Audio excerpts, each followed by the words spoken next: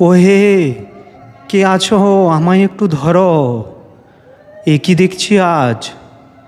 আজ আমাদের প্রাণনাথ মাধব এক এমন রূপে ধরা দিয়েছেন, মনে হয় বহু জন্মের সাধনা আজ আজ যেন পূর্ণ হলো। সাধারণত হলদে চন্দনের প্রলেপে মাধবকে চন্দন বেশে দেখা যায়, তবে এই বিশেষ শৃঙ্গারে নীল রং কোথা থেকে এলো? হ্যাঁ, নীল রং মেশানো হয়েছে আজ। যখন প্রভুর শ্রীঅঙ্গে সেই চন্দন লেপন বা প্রলেপ করা হয়, তখন মনে হয় স্বয়ং আকাশ যেন তার গায়ে আজ নেমে এসেছে রং করার জন্য। দেখুন, কি নিপুণ ছোঁয়ায় তাঁর শ্রীঅঙ্গে এই নীল রঙের চন্দন লেপন করা হয়েছে। শ্রীকৃষ্ণ নিজেই নীলবর্ণ শ্যাম সুন্দর, আর যখন সেই নীল অঙ্গে ঘন নীল চন্দনের আস্তরণ পড়ে, তখন মনে হয় তিনি যেন মোহিনী রূপ ধারণ করেছেন। চন্দনের শীতলতা আর নীলের এই গাম্ভীর্য সব মিলিয়ে এক স্বর্গীয় পরিবেশ তৈরি হয়েছে।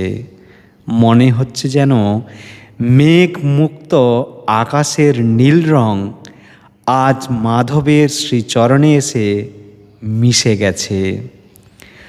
ভক্তদের ভিড়ে ধূপের সুগন্ধ আর এই মায়াবী নীল সাজ সব কিছু মিলিয়ে মনে হচ্ছে মন্দির প্রাঙ্গণ আজ বৃন্দাবনের কোনো এক নিভৃত কুঞ্জবন, যেখানে যমুনার নীল জলরাশি শ্রীকৃষ্ণের শ্রী অঙ্গে খেলা করছে।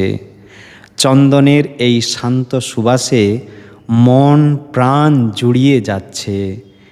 আজ মাধবের এই নীলচন্দনের শৃঙ্গার দেখে মনে হচ্ছে পৃথিবীর সব নীল রং যেন আজ সার্থক হলো তার শ্রীঅঙ্গে লেপন হয়ে।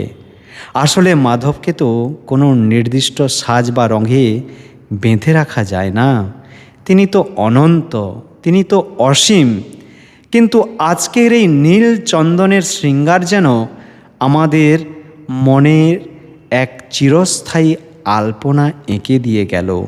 মনে হচ্ছে আজ বৃন্দাবনের যমুনা নদী তার সমস্ত নীল জলরাশি নিয়ে উথলে উঠেছে শুধু তার শ্রীচরণ স্পর্শ করবে বলে।